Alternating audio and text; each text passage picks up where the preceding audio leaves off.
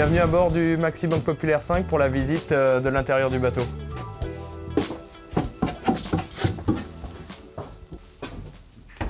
Donc on se retrouve maintenant à l'intérieur du bateau où chaque compartiment fait à peu près 2 mètres de long. Ici c'est un peu la zone humide du bateau, c'est-à-dire l'endroit qui nous permet de faire la transition entre les zones de sommeil et aussi quand on vient du pont et qu'on va à l'intérieur du bateau, soit pour manger, soit pour aller se coucher. Donc on a les bannettes de stand-by qui permettent au quart de stand-by de se reposer en ciré bien sûr, c'est-à-dire équipé et prêt à aller sur le pont. On a également des cases individuelles, donc toujours numérotées avec notre équipement de sécurité. On a le placard à cirer qui permet tant bien que mal d'essayer de faire sécher ou tout du moins réchauffer un petit peu les cirés avant d'aller sur le pont.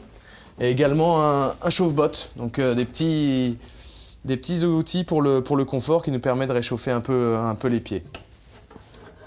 Donc voilà, une zone humide bien sûr parce que souvent quand on rentre dans ces bateaux-là, c'est un peu saturé en humidité.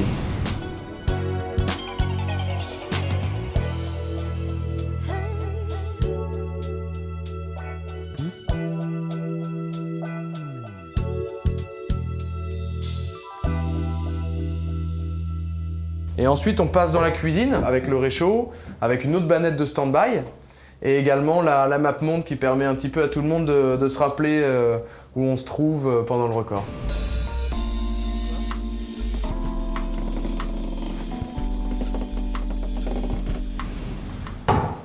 Donc on arrive maintenant dans la zone sommeil du Maxi Banque Populaire. Où sont les 4 bannettes que se partagent donc les 12 hommes d'équipage. C'est-à-dire qu'on tourne toutes les 4 heures et c'est ce qu'on appelle un système de bannette chaude puisque chaque bannette est pour 3 personnes et on a simplement notre sac de couchage individuel. Donc cette zone, en fait, elle est noire, c'est la couleur du carbone, c'est-à-dire qu'on ne met pas de peinture pour 2 raisons. Déjà pour gagner du poids et également parce que ça permet de mieux dormir.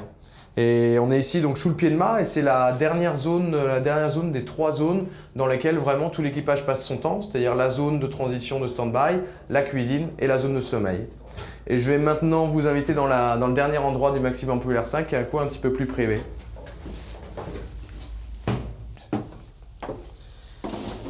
Donc on arrive maintenant dans le coin le plus privé du Maxi Banque Populaire 5 qui sont les toilettes et également la zone de puits de dérive. Avec là où on a accepté de mettre un peu de peinture pour que ce soit le plus propre possible. On va maintenant continuer la visite du bateau.